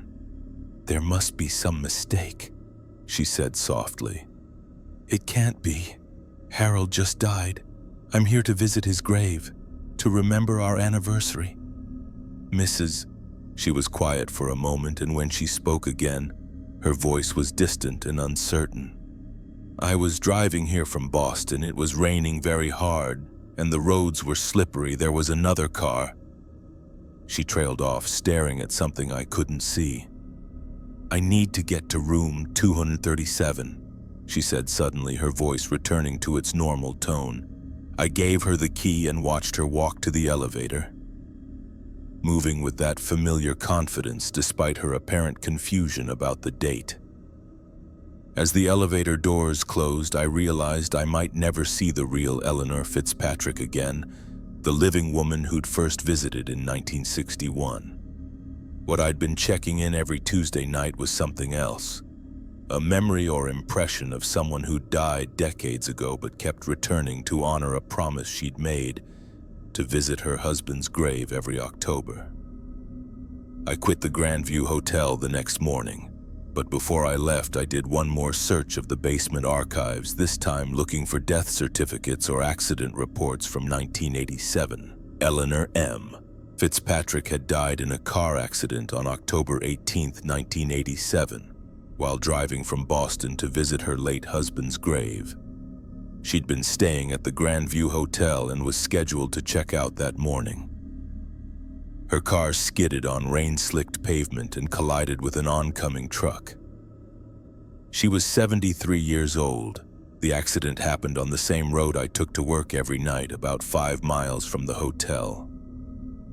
I looked up the current front desk clerk at the Grandview, a young woman named Sarah who'd taken over the night shift after I left. When I called to ask about recent guests, she mentioned an elderly woman who'd been checking in every Tuesday night. "Sweet lady, very polite," Sarah said.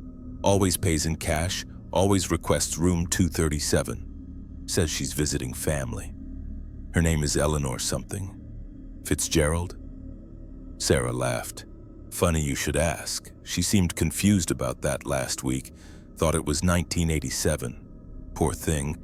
Probably has dementia or something." I wanted to warn Sarah, to tell her what I'd learned about Eleanor Fitzpatrick and her decades of impossible visits. But I knew how it would sound. A former employee claiming that one of their regular guests was a ghost who'd been dead for 37 years. Instead, I just wished her luck with the night shift and hung up. But sometimes I drive past the Grandview Hotel on Tuesday nights just to see if there's an old woman in an elegant wool coat walking through the lobby. She's always there, moving with confident familiarity through a building that's changed dramatically since her last real visit in 1987. I wonder if she knows she's dead, or if she's trapped in those final days before the accident, repeating her last trip to visit Harold's grave over and over again. I wonder if the hotel staff will ever realize they're checking in someone who can't exist, or if they'll just keep accepting her cash payments and giving her the key to room 237. Most of all, I wonder how many other impossible guests walk through the Grandview's lobby every night carrying luggage full of memories from decades past, signing registers with names that disappeared from the world long ago. The living checkout, but some guests, it seems, never really leave. Story 7.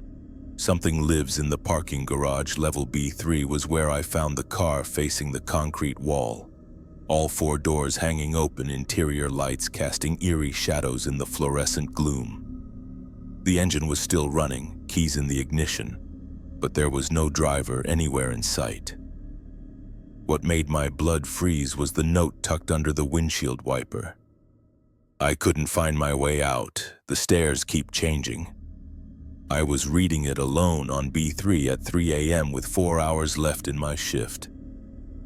Working overnight parking enforcement wasn't the career I'd planned, but it paid decent money for walking around empty garages with a citation book and a fleshlight.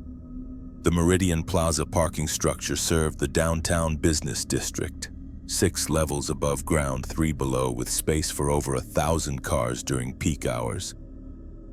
My shift ran from 11 p.m. to 7 a.m., patrolling all 9 levels to check permits, write tickets for violations, and make sure nobody was living in their vehicles or using the garage for activities that weren't parking related. Most nights I'd encounter maybe a dozen cars total, mostly belonging to office workers pulling late shifts or people who'd left their vehicles overnight after drinking downtown. The garage was well maintained and well lit, with security cameras on every level and emergency call boxes positioned throughout. During the day, it felt perfectly normal, just another urban parking structure with the usual mix of concrete, exhaust fumes, and elevator music playing from hidden speakers. But nights were different. Each level had its own personality after dark. The ground level stayed busy with people coming and going from nearby restaurants and bars. Levels 2-4 were usually empty except for a few scattered cars belonging to overnight workers. Levels 5 to 6 were completely deserted, echoing with every footstep and containing shadows that seemed to move independently of any light source. But it was the basement levels that bothered me most. B1 and B2 felt normal enough, cooler than the upper levels with the musty smell of underground spaces, but nothing unusual. Cars parked there belonged to people who worked in the building above, and I rarely encountered any problems beyond the occasional permit violation. B3 was different. The lighting down there never seemed quite right, even though maintenance insisted all the fixtures were working properly. The fluorescent tubes cast a sickly yellowish glow that made everything look diseased, and there were always areas of deep shadow that my flashlight couldn't fully penetrate. More unsettling was the acoustics. Sounds behaved strangely on B3. Footsteps would echo from the wrong directions. Voices would carry from empty areas, and sometimes I'd hear what sounded like cars driving around when I was the only person on the level. During my second week, I started finding cars in impossible positions. A red Honda facing directly into a concrete support pillar, so close that the bumper was touching the wall. A pickup truck parked sideways across 3 space, positioned so that no one could have opened the driver's door to get out. A luxury sedan somehow parked at an angle that defied the geometry of the parking spaces, like it had been dropped from above rather than driven into position. I'd write citations for improper parking, but when I returned the next night, the cars would be gone without any trace they'd ever been there. No payment of fines, no towing records, no security footage showing them being moved. It was during my 3rd week that I found the first note. Tucked under a windshield wiper on a blue sedan parked normally in space B347, written in shaky handwriting on a piece of notebook paper. The elevator stops working after midnight. I've been walking the stairs for hours, but they keep leading back to B3. I looked around the level, calling out to see if anyone was there, but heard only my own voice echoing off the concrete walls. The blue sedan was locked, empty, and according to the registration sticker, belonged to someone named Patricia Chen. I made a note to check with building security about whether anyone had reported being trapped in the garage. But when I asked the security office the next morning, they had no record of any emergency calls or missing persons reports. The blue sedan was gone when I returned for my next shift, and there was no record of Patricia Chen in the building's tenant directory. Over the following weeks, I found more notes. I came down here to get my car at 6 p.m. It's been hours and I can't find the exit ramps. This one was written on the back of a business card and left on the dashboard of a white SUV. Something is following me. I can hear footsteps that aren't mine, see shadows moving between the cars. I'm hiding now, but I don't think it matters. Found taped to a concrete pillar near the stairwell entrance. I work in this building.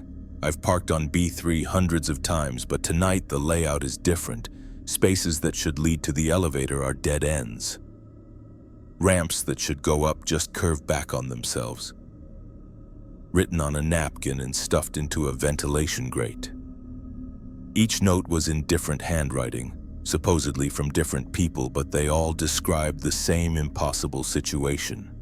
Being trapped on B3. Unable to find exits that should have been clearly marked and easily accessible. I started mapping the level more carefully during my rounds, sketching the layout and noting the positions of all exits, elevators, and stairwells.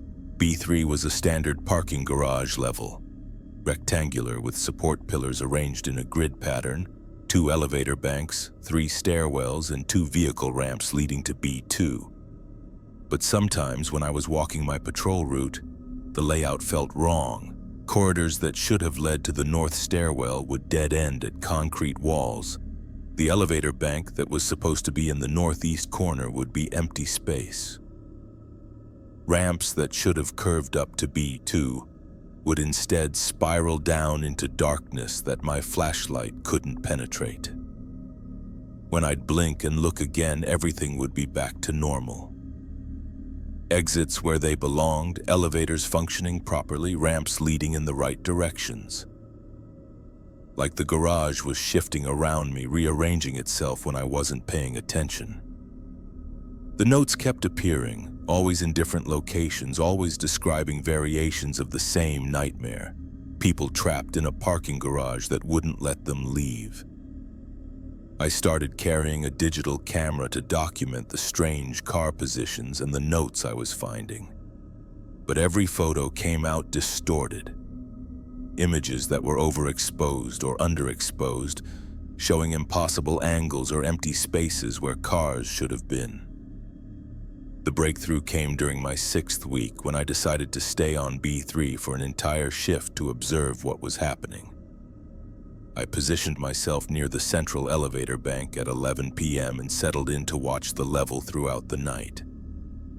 For the first few hours, nothing unusual happened. A few cars came and went, their owners taking the elevator up to the main building or leaving via the vehicle ramps. But around 2 a.m., things started getting strange.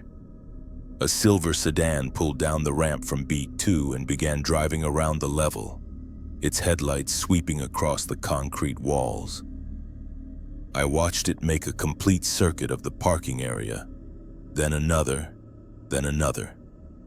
The car drove in perfect circles for 20 minutes, never slowing down, never parking, never stopping. I tried to flag down the driver, thinking they might be lost or confused, but the car didn't respond to my flashlight or my shouted directions. As it passed under one of the fluorescent fixtures, I could see that the driver's seat appeared to be empty. The car was driving itself. Eventually, it pulled into a parking space near the south wall and stopped. Engine still running, headlights still on. I approached cautiously, planning to check on the driver and offer assistance if needed. The car was empty, doors locked, engine running. Through the windows, I could see the keys in the ignition, a purse on the passenger seat, a coffee cup in the center console that was still steaming. Someone had been driving that car minutes earlier, but they'd vanished completely. That's when I heard the footsteps, not from the direction of the elevators or stairwells, but from deeper in the garage, from areas that should have been solid walls. The sound echoed off the concrete, creating the impression that multiple people were walking around the level, moving between the parked cars. I followed the sounds, my flashlight beam cutting through the yellowish fluorescent glow, but I never saw anyone. The footsteps would always be just around the next corner, just behind the next support pillar, always out of sight but close enough to hear clearly. As I walked deeper into the level, I realized the layout was changing around me. Parking spaces that had been empty were now occupied by cars I hadn't seen arrive. Aisles that should have led back to the elevator banks instead opened onto new sections of garage that extended far beyond the building's footprint. Support pillars appeared in locations where they hadn't been before, creating a maze-like layout that bore no resemblance to the simple rectangular space I'd patrolled for weeks. I tried to retrace my steps to the elevator, but every corridor I followed led to more parking spaces, more cars, more areas that shouldn't have existed. The garage had become enormous, stretching in all directions like an underground city. That's when I found the collection of notes. Hundreds of them, maybe thousands, taped to walls, tucked under windshield wipers, scattered on the ground between the cars. All written in different handwriting, all describing the same experience of being trapped in a parking garage that wouldn't let them leave. I've been walking for 6 hours, my phone has no signal, and the emergency call boxes don't work. I came here for a job interview.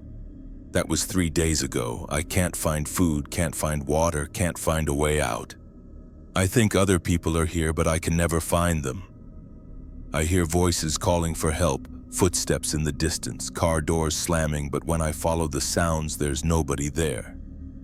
Some of the notes were dated years in the past. One claimed to be from 1987, written by a man who said he'd been trapped for weeks and was running out of food. Another was dated 2003, from a woman who described finding cars from the 1950s parked alongside modern vehicles. The oldest note I found was written on letterhead from a business that had closed in 1972. The garage is alive. It feeds on people who get lost down here. It keeps us walking in circles, searching for exits that don't exist until we give up and become part of it. Don't trust the elevators, don't trust the stairs. I started running then, desperate to find a way back to the real B3, to the normal parking garage with clearly marked exits and functioning elevators. But every direction I ran led to more cars, more notes, more evidence of people who'd been trapped in this impossible space. My flashlight began to dim, and I realized I'd been walking for hours without finding a single exit. The garage stretched endlessly in all directions, filled with vehicles from every decade, occupied by the scattered notes of people who'd disappeared trying to find their way out. That's when I saw the emergency exit sign, a glowing red rectangle in the distance mounted above what looked like a stairwell door. I ran toward it, hoping it would lead back to the surface, back to the real world above ground. The door opened onto a staircase that climbed upward into darkness. I took the steps 2 at a time, my footsteps echoing in the concrete shaft, counting floors as I passed each landing. B2, B1, ground level, level 2, level 3. But when I pushed open the door at what should have been level 3, I found myself back on B3, surrounded by the same yellow fluorescent lighting and the same maze of cars. I tried the stairs again, climbing even higher this time, passing landing after landing until my legs ached and my lungs burned. But every door I opened led back to B3, back to the same impossible parking garage that had swallowed dozens of people over the decades. I don't know how long I wandered through that underground labyrinth. Time seemed meaningless in a place where the fluorescent lights never changed and the maze of cars stretched infinitely in all directions. I found vending machines that dispensed food and drinks from companies that had gone out of business years ago. I found restrooms that were clean and functional despite being in a space that couldn't exist. I found sleeping areas where people had made makeshift beds in the back seats of abandoned cars surrounded by collections of notes describing their failed attempts to escape. But I never found another living person, even though I could always hear them moving through the garage, calling for help, trying doors that led nowhere. The only reason I'm telling this story is because I eventually found my way out, though I'm not sure how. I was walking between 2 rows of cars when I noticed sunlight streaming through what should have been a solid concrete wall. When I investigated, I found a crack in the wall just wide enough for a person to squeeze through. I emerged in the alley behind the Meridian Plaza building at 7 a.m., exactly when my shift was supposed to end. My supervisor found me there 20 minutes later, sitting on the pavement in my uniform, unable to explain where I'd been for the past 8 hours. According to the security logs, I'd never entered the building that night. The garage's surveillance cameras showed no record of me patrolling any of the levels. As far as the official record was concerned, I'd simply disappeared for my entire shift. I quit that job and found work in retail, something that kept me above ground during daylight hours. But I still drive past the Meridian Plaza sometimes, and I always notice the cars parked on the street instead of using the garage. Smart people, I think. They can sense that something is wrong with that building, something that lives in the lower levels and feeds on people who get lost in spaces that shouldn't exist. If you ever find yourself in a parking garage that feels too big, too maze-like, too eager to keep you walking in circles, trust your instincts. Take the stairs, take them quickly, and if they lead you back where you started, break the nearest window and get out however you can. Some buildings have appetites, and they're always hungry for people who venture too deep underground. Story 8. The break room is always occupied at 4 a.m. When I flipped on the lights, there I was, sitting at the corner table in the dark, staring directly at where I was standing in the doorway. My own face, my own clothes, my own body, but with eyes that didn't reflect the fluorescent light properly. The other me smiled, and when it spoke, it used my voice to say words I'd never heard myself speak. "You're early tonight." That was 3 nights ago, and I haven't been able to sleep since. I work the late shift at Apex Communications, a 24-hour call center that handles customer service for insurance companies across the country. My shift runs from midnight to 8 a.m., taking calls from people whose basements are flooding, whose cars have been stolen, whose houses have burned down while they were sleeping. It's depressing work, but it pays well enough, and I'd rather deal with other people's emergencies over the phone than face my own problems during normal business hours. The call center employs about 50 people across 3 shifts, but nights are minimal staffing. Just 12 agents handling the overflow from busier time zones and emergency claims that can't wait until morning. We're spread across a floor of cubicles in a downtown office building, each workstation equipped with multiple monitors, headsets, and access to insurance databases that let us process claims and coordinate emergency services. During my 8 months there, I'd fallen into a reliable routine. Clock in at midnight, take calls until 2 a.m., 15-minute break, more calls until 4 a.m., 30-minute break, finish the shift with calls until 8 a.m. The breaks were essential for maintaining sanity. Talking to people in crisis for hours at a time takes a psychological toll that requires regular decompression. The break room was on the same floor as the call center, a simple space with vending machines, microwave, refrigerator, and a few tables where employees could eat and decompress away from the phones. During the day shift, it was always busy, but nights it was usually empty except during designated break times. I always took my 4 a.m. break alone. Not because I was antisocial, but because the other night shift employees staggered their breaks to maintain call coverage. When I finished at 4 a.m., everyone else was still on calls or had already taken their breaks earlier. 30 minutes of solitude in the break room was exactly what I needed to reset my mental state before the final 4 hours of the shift. For months, this routine worked perfectly. I'd walk into the empty break room, grab something from the vending machine, sit at my usual table, and spend half an hour reading news on my phone or just sitting quietly in the peace away from ringing phones and crisis conversations. But 3 weeks ago, that changed. I walked into the break room at 4 a.m. and found someone already sitting there, a woman I didn't recognize, maybe 30 years old, sitting at the corner table farthest from the door. She had shoulder-length brown hair and was wearing a headset around her neck, like she'd just stepped away from her cubicle. When I entered, she looked up and smiled pleasantly. She said in a voice that was friendly but unfamiliar, I went to the vending machine and selected a granola bar. I don't think we've met. Nice to meet you, Marcus. I'd been working nights for 8 months and knew all 11 of my coworkers by name. There was no Jennifer on the night shift, and I was certain I'd never seen this woman before.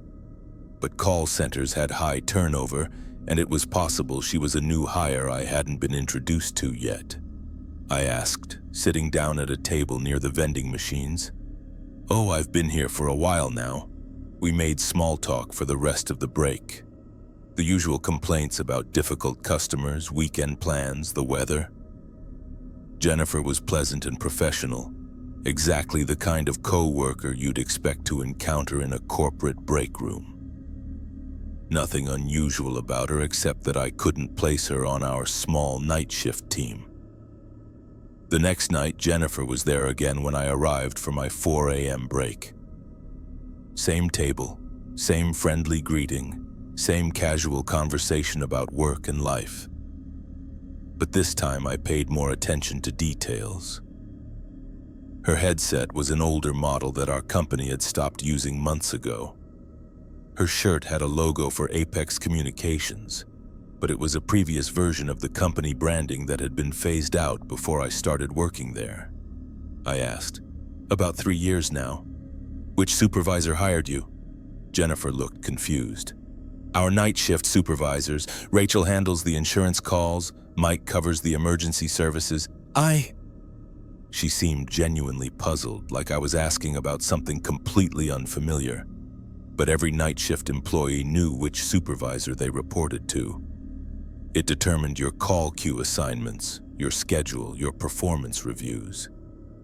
Maybe I should get back to the phones, Jennifer said, standing up.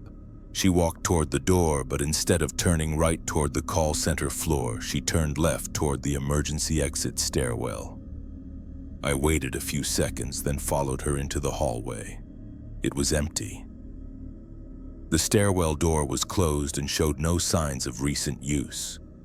The call center floor was to the right, and when I looked through the glass doors, I could see all 12 night shift workstations.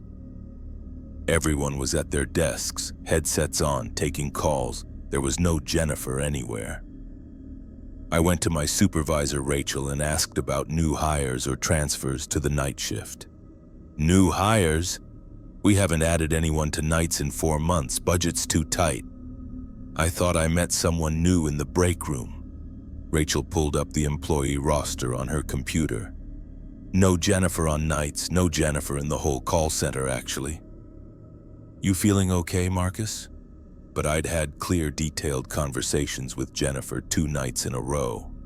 She wasn't a hallucination or a product of sleep deprivation. We'd talked about specific topics, shared opinions about work policies, discussed weekend plans in detail. The 3rd night, I decided to take my break 15 minutes early, planning to arrive at the break room before 4 a.m. to see if Jennifer was already there, or if she arrived at exactly 4 a.m. like clockwork. At 3:45 a.m., I walked into the break room and found it empty. I sat at my usual table and waited, watching the door and checking the time on my phone. At exactly 4 a.m., Jennifer walked in, not through the door. She was just suddenly there, like she'd materialized out of empty air. 1 second, the room was empty except for me. The next second, Jennifer was sitting at her usual corner table, wearing the same outdated company shirt and the same obsolete headset. She said with the same pleasant smile, "How did you get in here?" She looked genuinely confused again. I walked in. Marcus, are you feeling all right? You seem stressed. She was deflecting my questions, steering the conversation away from anything that might reveal how she'd appeared in the room without using the door. But her confusion seemed genuine. like she wasn't deliberately avoiding my questions so much as unable to understand them. Over the next week, I tested different approaches to figuring out who Jennifer was and how she was accessing the break room. I arrived at 3:30 a.m. and hid in the supply closet across the hall, watching the break room door through the small window. At 4 o'clock a.m. exactly, the lights in the break room turned on, but no one had entered. When I went inside, Jennifer was sitting at her table like she'd been there all along. I set up my phone to record video of the break room during my break time. The recording showed me sitting alone, talking to empty air, occasionally pausing as if listening to responses that weren't audible. I brought a coworker, Tom, to the break room with me one night, planning to introduce him to Jennifer. But when we arrived at 4 a.m., the room was empty. Tom saw no one, heard no voices, and became concerned when I started talking to an empty chair. "Maybe you should talk to someone," Tom suggested. "Employee assistance program, maybe see a counselor." But I knew Jennifer was real. I could smell her perfume, hear her voice clearly, see her detailed facial expressions when she spoke. Hallucinations didn't have conversations about specific company policies or remember details from previous night's discussions. The breakthrough came when I decided to take photos of Jennifer during our conversation. I waited until she was mid-sentence, describing her weekend plans, then quickly raised my phone and took several pictures. Jennifer didn't seem to notice or object. She just continued talking about her sister's wedding while I documented her presence. But when I looked at the photos immediately afterward, they showed me sitting alone in the break room. No Jennifer, no second person, just me holding my phone and apparently photographing empty space. I showed Jennifer the photos on my phone screen. "That's strange," she said, looking at the images with interest. "The camera must be malfunctioning." She studied the screen carefully. "I see you sitting at the table." She looked down at herself, then back at the photos, then at me with growing confusion. "I don't understand. I'm clearly here talking to you." That's when I realized Jennifer might not know what she was. She was quiet for a long moment, staring at the table. I'm not sure. I remember applying for the job, going through training, starting the night shift. "Do you remember where you live?" She looked increasingly distressed. "I don't remember going home. I remember being here, taking breaks at 4 a.m., talking to you." "Jennifer, do you remember eating food, sleeping?" She shook her head slowly, and for the first time, she looked genuinely frightened.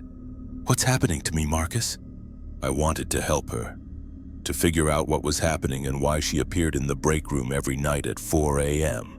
But before I could respond, she looked at her wrist as if checking a watch that wasn't there. "I should get back to the phones," she said, standing up. She walked toward the door, but again turned left toward the stairwell instead of right toward the call center. This time I followed immediately, but when I reached the hallway, she was gone. The next night, I arrived at the break room early and was waiting when Jennifer appeared at 4 a.m. "Jennifer, I did some research. There was a Jennifer who worked the night shift here, Jennifer Walsh." Jennifer stared at me without speaking. "She had a heart attack during her break right here in this room, 4 a.m. on a Tuesday night." "That's not possible," Jennifer said quietly. "I think you might be stuck, Jennifer." She looked around the break room like she was seeing it for the first time. I remember feeling chest pain, sharp, sudden. I thought it was just stress from a difficult call, but it got worse. "Nothing, just..." She looked directly at me. "You're not the first person I've talked to, Marcus. There have been others, night shift workers, who took their breaks at 4 a.m. I don't know. Time doesn't work the same way when you're like this." That's when I understood why she'd seemed confused about supervisors and company policies. Jennifer was replaying her experience from 2 years ago when the company had different management and different procedures. I asked. "I go back to the phones, at least I think I do." Jennifer, I think you need to leave the break room. Really leave, not just walk toward the stairwell.